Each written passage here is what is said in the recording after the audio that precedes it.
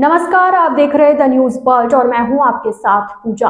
खबरों पर जाने से पहले एक नजर डालता है टॉप हेडलाइंस पर।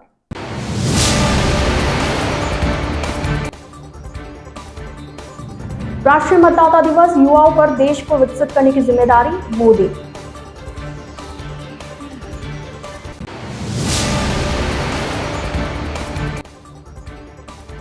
गणतंत्र दिवस पर कैबिनेट मंत्री पटेल करेंगे ध्वजारोहण, स्टेडियम में फुल ड्रेस रिहर्सल, स्टेडियम सुरक्षा को घेरे में लिया।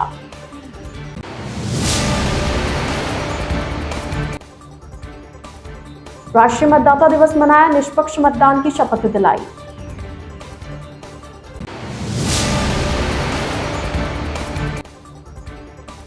चलती हुई इलेक्ट्रिक बाइक में लगी आग, सड़क पर मची अफरा तफरी। तो ये थी हेडलाइंस और अब खबरें विस्तार से। प्रधानमंत्री नरेंद्र मोदी ने आज राष्ट्रीय मतदाता दिवस पर फर्स्ट टाइम वोटर्स को वर्चुअली संबोधित किया। इसके लिए भाजपा महिला मोर्चा एवं प्रतापनगर स्थित महिला पीजी कॉलेज की ओर से संयुक्त रूप से कॉलेज के सभागार में विशेष रूप से व्यवस्था की गई। वहीं जोधपुर शहर विधायक अतुल भंसाली द्वारा प्रताप स्कूल, लोक प्रेप ट्यूटोरियल, शास्त्री नगर व जोधपुर इंडस्ट्रीज एसोसिएशन के हॉल में वर्चुअल संवाद की व्यवस्था की गई। प्रधानमंत्री मोदी ने वर्चुअल संवाद में युवाओं से कहा कि आपको अगले 25 साल में अपना और देश का भविष्य तय करना है। स्थानीय, जिले और राज्य और केंद्र स्तर पर होने वाले चुनाव में आपकी जिम्मेदारी बड़ी होगी। जिस तरह 1947 से 25 साल पहले युवाओं पर देश को आजाद कराने का दारोमदार था, उसी तरह 2047 तक यानी अगले 25 सालों में आप पर भारत को विकसित देश बनाने की जिम्मेदारी है।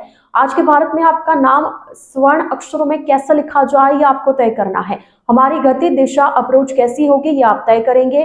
इसका एक बड़ा माध्यम मतदान ही होगा। आपके लिए जरूरी है कि अगले भारत का भाग्य उज्जवल बनाने के लिए वोट दे। आपका एक वोट और भारत के विकास की दिशा आपसे जुड़े है। आपका एक वोट भारत को तीसरी सबसे बड़ी अर्थव्यवस्था बनाएगा। आपका एक वोट भारत में डिजिटल क्रांति को एक और ऊर्जा देगा। उन्होंने कहा कि 18 से 25 वर्ष की आयु ऐसी होती है जब किसी का भी जीवन बहुत से बदलावों का साक्षी बनता है। इन्हीं बदलावों के बीच आप सभी को एक और जिम्मेदारी साथ साथ निभानी है। ये जिम्मेदारी दुनिया की सबसे बड़ी डेमोक्रेसी में भागीदारी की है। देश का विकास और आपका एक वोट दोनों आपस में जुड़े हुए हैं। सुरसागर विधायक देवेंद्र जोशी और शहर जिला अध्यक्ष देवेंद्र सालेचा ने कहा कि आज राष्ट्रीय मतदाता दिवस पर प्रधानमंत्री नरेंद्र मोदी वर्चुअली मतदाताओं से जुड़े और कहा कि वे किस प्रकार देश के विकास में अपना सहयोग दे सकते हैं और भारत को 2047 तक विकसित राष्ट्र की श्रेणी में ला सकते हैं। आज पूरे देश में नव मतदाता का जो संपर्क का कार्यक्रम है, माननीय प्रधानमंत्री नरेंद्र भाई मोदी जी ने नव मतदाताओं के साथ संपर्क के क्रम में आज इस महिला पीजी महाविद्यालय में भी स्थानीय स्तर पर नव मतदाताओं के साथ संपर्क और जो प्रधानमंत्री जी विजन रखा है, उन्होंने स्पष्ट तौर पे कहा है कि भारत 2047 तक विश्व की प्रथम अर्थव्यवस्था बने, उसका रास्ता तय करने के लिए युवाओं के बिना ये रास्ता तय नहीं हो सकता। आज का जो नव मतदाता है वो 25 साल बाद इस देश के विकास में, इस देश के विस्तार में बहुत बड़ी भूमिका निभाने वाला है। उन्होंने आज उनसे सीधा संवाद किया है और अपना विजन रखा है कि किस तरह से इस देश को हम विश्व की प्रथम अर्थव्यवस्था बनाने में अपना योगदान करें और युवा की क्या भूमिका हो, इस बारे में जिस तरह से उन्होंने चर्चा की, निश्चित रूप से भारत की युवा पीढ़ी उससे प्रेरणा लेगी और युवा पीढ़ी के माध्यम से देश विकसित राष्ट्र बनेगा और विकसित राष्ट्रों की श्रेणी में प्रथम स्थान पर अपना पायदान पर अपने कदम रखेगा। इस हेतु जो प्रधानमंत्री जी ने मार्गदर्शन दिया, निश्चित रूप से आज की युवा पीढ़ी उससे लाभान्वित हुई है।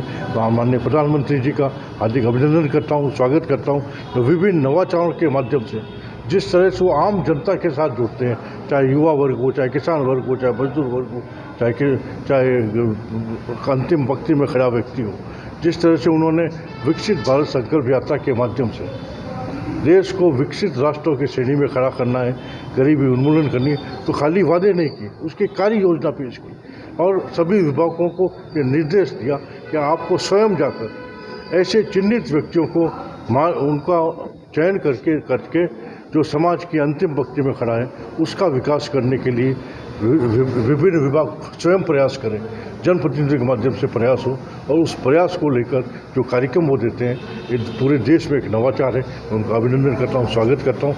इसके साथ ही हमारे यशस्वी मुख्यमंत्री आदरणीय भजनलाल जी शर्मा, जो उन्होंने भारतीय जनता पार्टी के घोषणा पत्र को संकल्प पत्र को सरकार का विजन डॉक्यूमेंट बना है, उसके लिए भी धन्यवाद है। और उन्होंने युवाओं के लिए विशेषकर जिस तरह से पेपर लीक के मामले पिछली सरकार में हुए, इस SIT का गठन किया है और धन्यवाद है उनका कि उनके जो कार्यकाल में प्रथम परीक्षा हुई है उसमें कोई किसी प्रकार की कोई गड़बड़ी नहीं हुई। और आगे भी मैं समझता हूँ कि अगर प्रशासन अगर सतर्क रहेगा और प्रशासन को इन पेपर लीक के मामलों को राजनीतिक प्रोसेस नहीं होगा तो निश्चित रूप से ऐसी घटना घटित नहीं होगी। मतदाताओं को हार्दिक बधाई देना चाहूँगा और इस मतदाता दिवस के अवसर पर प्रधानमंत्री जी ने नव मतदाताओं को प्रबोधन का एक कार्यक्रम रखा है।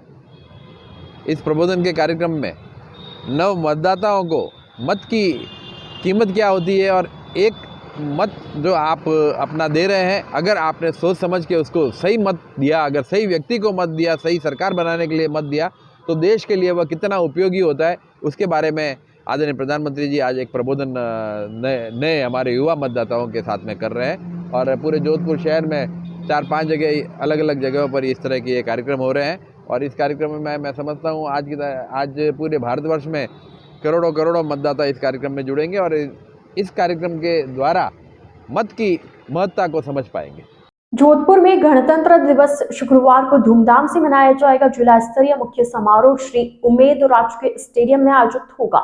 यहाँ संसदीय कार्य, विधि एवं न्याय मंत्री जोगाराम पटेल मुख्य अतिथि होंगे और सुबह 9:05 पर ध्वजारोहण करेंगे। समारोह स्थल को पुलिस व सुरक्षा एजेंसियों ने अपने कब्जे में ले लिया है। यहाँ पर आज समारोह की फुल ड्रेस रिहर्सल की गई। जिला कलेक्टर गौरव अग्रवाल ने बताया कि समारोह में अतिरिक्त जिला कलेक्टर प्रथम जय नारायण मीना द्वारा राज्यपाल के संदेश का पठन किया जाएगा। संदेश पठन के पश्चात समारोह के मुख्य अतिथि एवं संसदीय कार्य, विधि एवं न्याय मंत्री जोगाराम पटेल नागरिकों को संबोधित करेंगे। मुख्य अतिथि द्वारा ध्वजारोहण के बाद RSC राजस्थान पुलिस, महिला व पुरुष होमगार्ड, महिला व पुरुष ग्रामीण पुलिस, NCC स्काउट गाइड की टुकड़ियों का निरीक्षण कर सलामी किया जाएगा। इस अवसर पर विभिन्न विभागों एवं क्षेत्रों में उत्कृष्ट कार्य करने वाले व्यक्तियों को मुख्य अतिथि द्वारा प्रशस्ति पत्र प्रदान कर सम्मानित किया जाएगा। समारोह में विभिन्न विद्यालयों के छात्राओं द्वारा सामूहिक व्यायाम एवं सांस्कृतिक प्रस्तुतियां दी जाएगी। समारोह में विभिन्न विभागों द्वारा आकर्षक झांकियां प्रस्तुत की जाएगी। गणतंत्र दिवस के मद्देनजर जोधपुर महानगर सहित पूरे जिले में सुरक्षा व्यवस्था चाक चौबंद कर दी गई है। मुख्य समारोह स्थल उमेद राजकीय स्टेडियम सहित सभी महत्वपूर्ण स्थल सुरक्षा घेरे में लिए गए हैं। जोधपुर शहर में गुरुवार को राष्ट्रीय मतदाता दिवस मनाया गया। इस दौरान विभिन्न स्थानों पर निष्पक्ष मतदान की शपथ दिलाई गई। राष्ट्रीय मतदाता दिवस पर आज विभिन्न कार्यक्रमों का आयोजन किया गया। उमेद राजकीय स्टेडियम में अधिकारियों ने गणतंत्र दिवस समारोह की तैयारियां कर रहे विद्यार्थियों को निष्पक्ष मतदान की शपथ दिलाई। इस अवसर पर उन्होंने शपथ ली कि हम भारत के नागरिक लोकतंत्र में अपनी पूर्ण आस्था रखते हुए ये शपथ लेते हैं कि हम अपने देश की लोकतांत्रिक परंपराओं की मर्यादा को बनाए रखेंगे तथा स्वतंत्र, निष्पक्ष एवं शांतिपूर्ण निर्वाचन की गरिमा को अक्षुण्ण रखते रहेंगे। निर्भीक होकर धर्म, वर्ग, जाति, समुदाय, भाषा अथवा अन्य किसी भी प्रलोभन से प्रभावित हुए बिना सभी निर्वाचनों में अपने मताधिकार का प्रयोग करेंगे। भारत के नागरिक लोकतंत्र में अपनी पूर्ण आस्था रखते हुए यह शपथ लेते हैं कि आज 14वां मतदाता दिवस है। इस उपलक्ष्य में निर्वाचन आयोग भारत सरकार द्वारा प्रतिवर्ष 25 जनवरी को मतदाता दिवस मनाया जाता है और आज 14वें मतदाता दिवस के उपलक्ष्य में यहाँ उमेद राजकीय स्टेडियम में सभी विद्यार्थियों, छात्र छात्राओं, अधिकारियों को मतदाता दिवस की शपथ दिलवाई गई, जिसके अंतर्गत ये शपथ ली गई कि हम किसी प्रलोभन में नहीं आएंगे और निर्लोभ होकर अपना मतदान अवश्य करेंगे। धन्यवाद। जोधपुर में लगे पश्चिमी राजस्थान हस्तशिल्प उद्योग उत्सव में आयुर्वेद विश्वविद्यालय के कुलपति प्रोफेसर प्रदीप कुमार प्रजापति के मार्गदर्शन में जन सामान्य के लिए विभिन्न स्वास्थ्य सुविधाओं एवं विश्वविद्यालय के उद्यतन प्रगति की प्रदर्शनी के लिए 4 स्टॉल्स लगाई गई। वहीं यहां पर आज मेहंदी और पूजा थाली प्रतियोगिता का आयोजन भी हुआ, जिसमें कई महिलाओं और बालिकाओं ने हिस्सा लिया। प्रदर्शनी के नोडल अधिकारी डॉक्टर राकेश शर्मा ने बताया कि मेले में 4 स्टॉल्स द्वारा प्रतिदिन पंचकर्म, सामान्य चिकित्सा, नशा मुक्ति, प्रकृति परीक्षण, स्वर्ण प्राशन, पादप प्रदर्शनी, योगाभ्यास प्रदर्शनी, विश्वविद्यालय प्रगति प्रदर्शनी एवं होम्योपैथी चिकित्सा जैसी कई यूनिट के अनुभवी विशेषज्ञ अपनी सेवाएं देंगे। प्रदर्शनी स्टॉल पर आने वाले लोगों को निःशुल्क चिकित्सा परामर्श एवं आयुर्वेद होम्योपैथी की निःशुल्क औषधियां वितरित की जा रही है। देश में हर साल 12,000 से ज्यादा लोगों की मौत रक्त की कमी की वजह से हो जाती है। लोगों में रक्तदान की जागरूकता को फैलाने और अधिक से अधिक रक्तदान करने को प्रोत्साहित हो, इसके लिए मैं 20,000 किलोमीटर की पैदल यात्रा पर निकला हूं और लोगों को सीपीआर ट्रेनिंग की भी बहुत जरूरत है, यह कहना है किरण वर्मा का। वे सिंपली ब्लड के संस्थापक है। किरण वर्मा एक ऐसे शख्स है जो कि अपने घर से 20,000 की पैदल यात्रा कर भारत भ्रमण पर निकले हैं। उनका कहना है कि देश में प्रतिवर्ष 12,000 लोगों की मौत रक्त की कमी से होती है और लोगों में सीपीआर की बहुत जरूरत रहती है। वे अपने पैदल यात्रा से यह संदेश दे रहे हैं कि अधिकाधिक रक्तदान किया जाए ताकि लोगों की जान बचाई जा सके, एक समस्या देश से खत्म हो सके। किरण वर्मा ने कहा कि जोधपुर के मोटर मर्चेंट में 30 जनवरी को एक सीपीआर ट्रेनिंग कैंप का आयोजन भी किया जा रहा है। लोग इसमें ज्यादा से ज्यादा जुड़े और ट्रेनिंग लेकर लोगों की जान बचा सके। इस सीपीआर ट्रेनिंग कैंप का आयोजन जोधपुर प्रेस क्लब की तरफ से किया जाएगा। उनका आज जोधपुर पहुंचने पर समाज सेवी आदर्श शर्मा द्वारा साफा पहनाकर स्वागत किया गया। 21,000 किलोमीटर आप चले हैं, आपका इतना लंबा दौर करने का क्या मकसद है और किस प्रेरणा से आपने ये इनिशिएटिव उठाया है? नमस्कार, मेरा नाम किरण वर्मा है। मैं 21,000 किलोमीटर की पैदल यात्रा इसलिए कर रहा हूँ क्योंकि हर रोज देश में 12,000 से ज्यादा लोगों की मौत हो जाती है ब्लड की कमी की वजह से। मेरा मकसद है कि देश के अंदर 5 मिलियन और ब्लड डोनर्स तैयार करना ताकि देश में किसी भी व्यक्ति को अपनी जान न गंवानी पड़े ब्लड की कमी की वजह से। तो आगे आप कहाँ जाने वाले हैं और आपने कौन कौन से अभी तक स्टेट को कवर कर लिया है? तो अभी तक मैंने 20 स्टेट्स को कवर किया है और अभी राजस्थान से शुरू करके मैं राजस्थान, मध्य प्रदेश, बिहार, छत्तीसगढ़, झारखंड होते हुए अलग अलग राज्यों में और जो 14 स्टेट्स हैं नॉर्थ इंडिया के, उनको कवर करते हुए पूरे देश की जर्नी करके दिल्ली के अंदर इसका अंत करूंगा। यूथ को अपनी तरफ से क्या एक मैसेज देना चाहेंगे? मैं सिर्फ ये कहना चाहूंगा कि जो लोग भी मेरा ये मैसेज सुन रहे हैं, देख रहे हैं, आप सब लोग प्लीज रक्तदान करें और अगर नहीं भी कर सकते तो प्लीज लोगों को जागरूक करें ताकि देश के अंदर हम एक समस्या को खत्म कर सकें। जोधपुर शहर के मेडिकल कॉलेज रोड पर सुबह एक इलेक्ट्रिक मोपेड में अचानक से आग लग गई। संभवतः शॉर्ट सर्किट से आग लगने का कारण बताया जा रहा है। एक बार की सड़क पर अफरा तफरी का माहौल हो गया। कोई जनहानि नहीं हुई। पुलिस और आमजन ने मिलकर पानी डाला और आग पर काबू पा लिया। ड्यूटी पर तैनात यातायात पुलिसकर्मी मनमोहन ने बताया कि इलेक्ट्रिक मोपेड रोटरी चौराहा से होते हुए मेडिकल कॉलेज रोड पर पहुंची थी, तब अचानक से इसमें आग लग गई। बाद में नजदीक के रेलवे क्वार्टर से पानी की व्यवस्था कर इसमें लगी आग पर काबू पाया। चालक को कोई नुकसान नहीं हुआ है। वहीं पानी डालकर आग बुझाने वाले सरस बूथ चलाने वाले विष्णु चांदोरा का कहना है कि आग अचानक से लगी थी, बाद में जैसे तैसे कर आग पर काबू पा लिया गया। पानी डालकर आग को बुझाया गया। सर, मेरा नाम मनमोहन है, ट्रैफिक कांस्टेबल हूँ, ये मेडिकल चौराहे पे। अभी 10 मिनट पहले एक गाड़ी इधर पुलिया की रोटरी बालाजी की तरफ से गाड़ी आ रही थी, एक इलेक्ट्रिक। उसमें अचानक मैंने देखते देखते उसमें धीरे धीरे आग लग रही थी। आग लगते लगते आग ऐसी मतलब फैली उसमें कि पूरी गाड़ी आगे से जल गई। तो हमने तुरंत पास में एक पड़ोसी का क्वार्टर वाला रेलवे क्वार्टर है, वहां से पानी की व्यवस्था करके और जैसे तैसे करके उसको तुरंत हमने आग बुझाई है। और ये पूरी मेरे हिसाब से तो एक शॉर्ट सर्किट टाइम लगती है क्योंकि ये इलेक्ट्रिक गाड़ी है ना, तो ये शॉर्ट सर्किट से ये गाड़ी जली है। वो तो ठीक है कि ये 2 व्हीलर थी, इसको इसलिए वो कोई जनहानि नहीं है, नहीं तो 4 व्हीलर होती तो हो सके कुछ और भी घटना घटित हो सकती थी। और वो ड्राइवर एकदम सुरक्षित साइड में कर लिया हमने और गाड़ी को आग बुझा दी है। मनमोहन मेरा है सर। बिल्कुल हो रहा है, यहाँ पे बंदा आके खड़ा हुआ और गाड़ी में शॉर्ट सर्किट से आग लगी है क्या। और ये बैटरी वाली गाड़ी है, पास खड़े खड़े हुई, फिर आग लगने में इसको पता नहीं पड़ा या इधर उधर भाग रहा, लेकिन इसको पता नहीं पड़ा कि आग कैसे बुझा हुआ। अपना सरस बूथ है मेडिकल चौराहे पे, जब हमने वहाँ मिट्टी लाके डाली और भाई लोगों के सहयोग से इसमें पानी की बाल्टी से डाल के इसको आग बुझी। एक आगे आगे हिस्सा पीछे होता था, एक बंदा भी जल सकता था। आपका नाम? मेरा नाम विष्णु चांदोरा है। द न्यूज वर्ल्ड के इस बुलेटिन में फिलहाल वक्त हो चला एक छोटे से ब्रेक का। ब्रेक के बाद जल्द हाजिर होंगे, आप बने रहिए द न्यूज वर्ल्ड के साथ।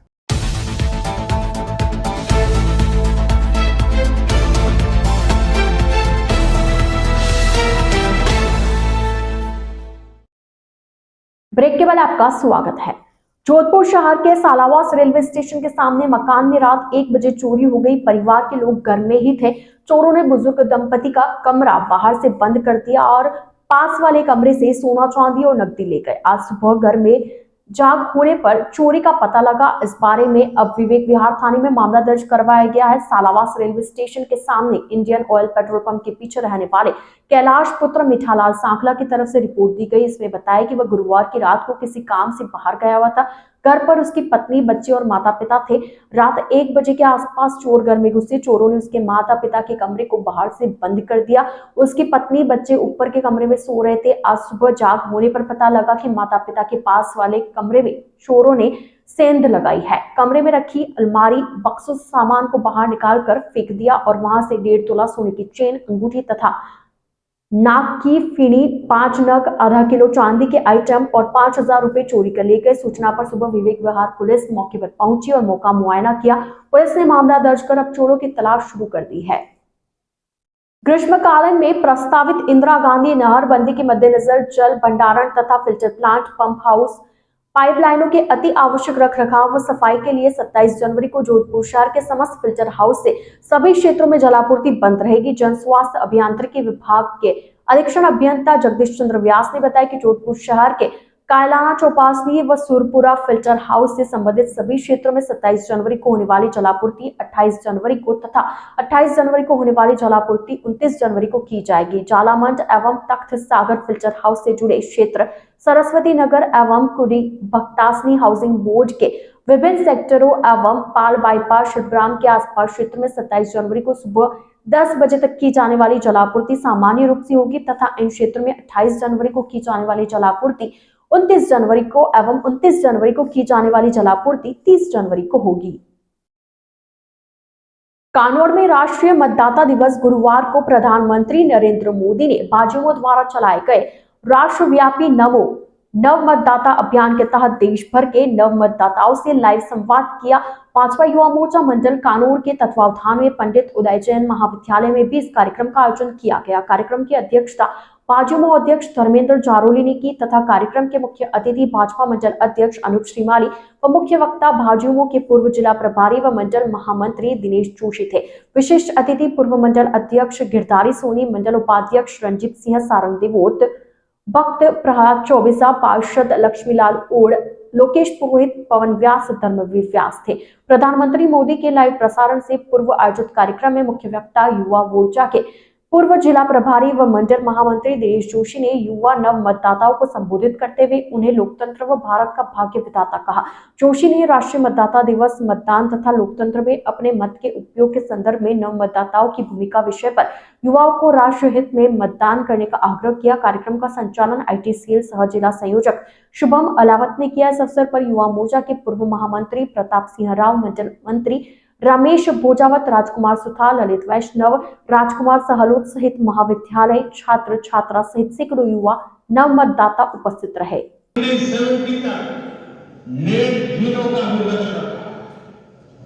आज भारत में इलेक्ट्रिक मोबिलिटी पर अभूतपूर्व जोर दिया जा रहा है। बहुत ही जल्द भारतीय रेलवे का 100% इलेक्ट्रिफिकेशन भी होने जा रहा है। इसी 22 जनवरी को सरकार लूड़ी के उपखंड अधिकारी को EWS संघर्ष समिति के तत्वावधान में आरक्षण में विसंगतियों को लेकर प्रधानमंत्री के नाम ज्ञापन सौंपा गया। EWS आरक्षण समिति के संयोजक हनुमान सिंह खांगटा ने बताया कि ज्ञापन में सरकारी, अर्ध सरकारी एवं शैक्षणिक संस्थानों में प्रवेश हेतु EWS वर्ग के लिए 14% आरक्षण लागू किया जाए तथा संपत्ति संबंधित प्रावधान में सरलीकरण किया जाए। खांगटा ने कहा कि कृषि भूमि, प्लॉट आदि जमीन संबंधित प्रावधानों में छूट दी जाए। महिलाओं के लिए पति एवं पिता दोनों की आय के आधार पर EWS प्रमाण पत्र जारी किया जा रहा है, जिसमें संशोधन कर एक परिवार के आय की गणना की जाए। साथ ही पंचायती राज संस्थानों एवं स्वायत्त संस्थाओं में EWS वर्ग को OBC, SC, ST के तर्ज पर आरक्षण का लाभ दिया जाए। ज्ञापन के दौरान सत्यनारायण पार्षद, हितेंद्र सिंह शिकारपुरा, नाथू सिंह पेपरली, इंजीनियर सवाई सिंह आदि लोग मौजूद रहे। EWS जो 10% दिया गया उसको हमारी पूरा पहले से मांग चली आ रही है कि 10% से बढ़ाकर इसको 14% किया जाए और 14% की हमारे शुरू से ये मांग रही है। दूसरी, इसके अंदर जो महिलाओं के लिए पीर पक्ष और ससुराल पक्ष की दोनों संपत्ति जोड़ी जा रही है, हमारा ये मांग रही है कि जब तक शादीशुदा नहीं हो जब तक उसकी पीर पक्ष की जोड़ी जाए और उसके बाद में सिर्फ एंड सिर्फ उसके पति की संपत्ति जोड़ी जाए, न कि दोनों पक्षों की संपत्ति जोड़ी जाए। जो पात्रता रखने वाले हैं वो इस दोनों तरफ की संपत्ति जुड़ने से वो बाहर हो जाते हैं, उसको इसका लाभ नहीं मिल पाता है। तीसरी मांग है हमारी कि जो प्रमोशन लेते हैं उनको क्रिमिनल के अंदर 40 साल के बाद में जो प्रमोशन दिया जाता है, तो जिसे SC ST और OBC के अंदर दिया जाता है, उसी तर्ज पर EWS के अंदर जो वर्ग आते हैं, जो पात्रता रखने वाले हैं, उनको भी इसका फायदा दिया जाए, लाभ दिया जाए।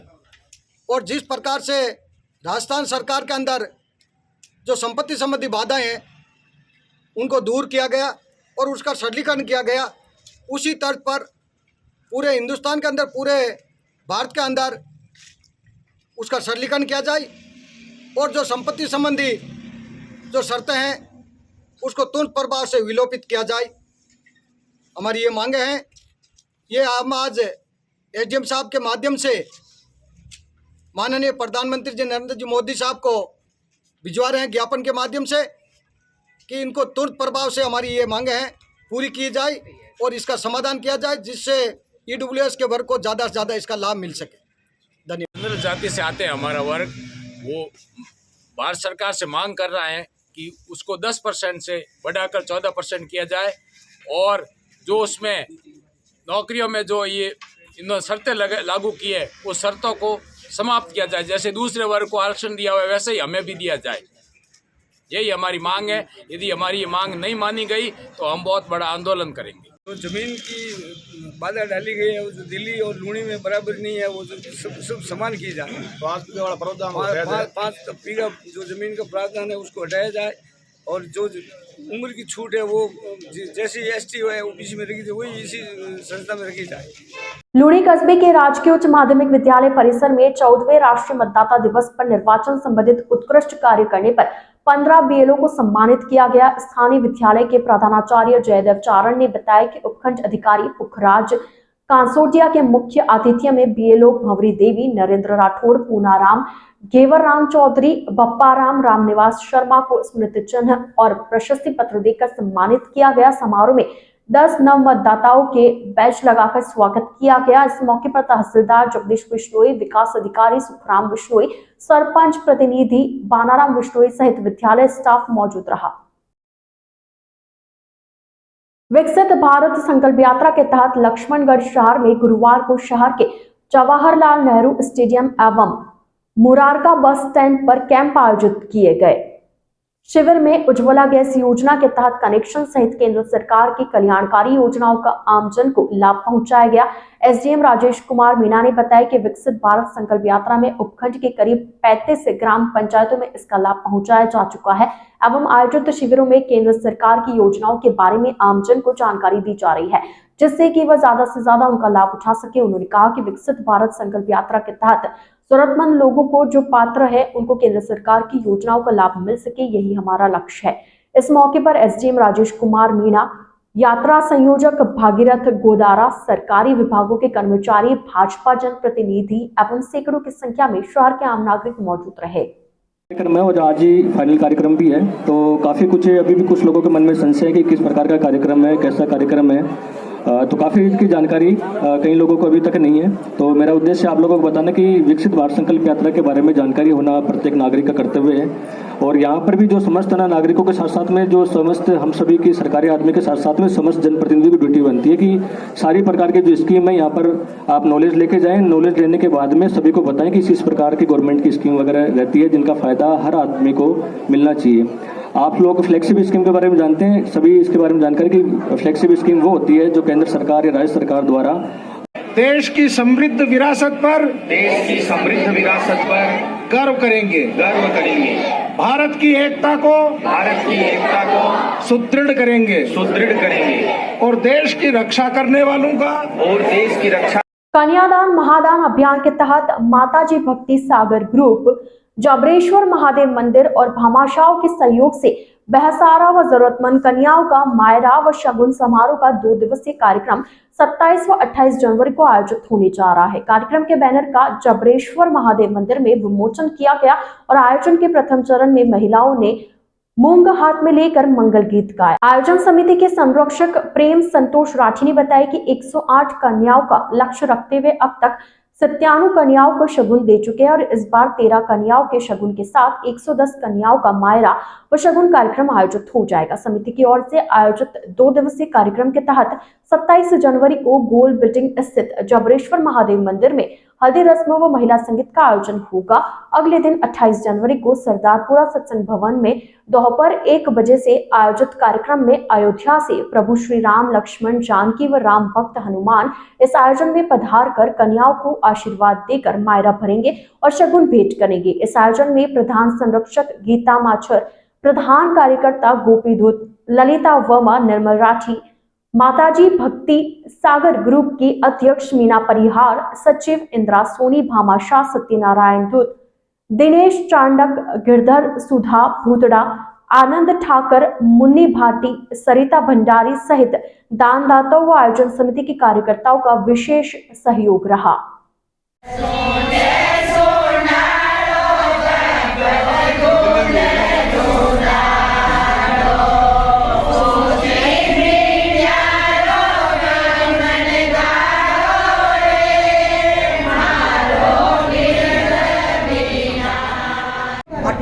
जनवरी 2024 को हम उपहार सामग्री सत्संग भवन में 13 कन्याओं को देने जा रहे हैं। इस प्रोग्राम के तहत 27 जनवरी को हम हल्दी और मेहंदी का प्रोग्राम रख रहे हैं। जाबरेश्वर में यह प्रोग्राम होने जा रहा है और 28 तारीख को सत्संग के साथ राम, लक्ष्मण, जानकी अयोध्या से कन्याओं का मायरा भरने पधार रहे हैं। 97 कन्याओं की शादी हम कर चुके हैं, मायरा भर चुके हैं और 13 कन्याओं की मायरा उस दिन और भरेंगे। इसके यह 110 कन्या हो जाएगी और आगे भी हमारा टारगेट है। हम सभी की इच्छाएं देखते हुए हमने इसको टारगेट को 151 पर पहुंचा दिया है। आइए चलते चलते एक बार फिर नजर डालते हैं आज की मुख्य हेडलाइंस पर।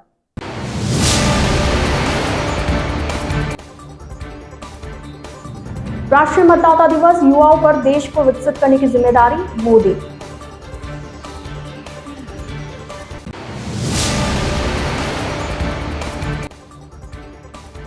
गणतंत्र दिवस पर कैबिनेट मंत्री पटेल करेंगे ध्वजारोहण, स्टेडियम में फुल ड्रेस रिहर्सल, स्टेडियम सुरक्षा को घेरे में लिया।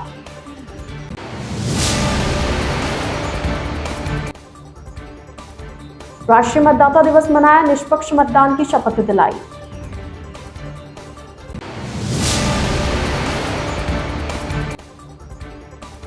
चलती हुई इलेक्ट्रिक बाइक में लगी आग, सड़क पर मची अफरा तफरी।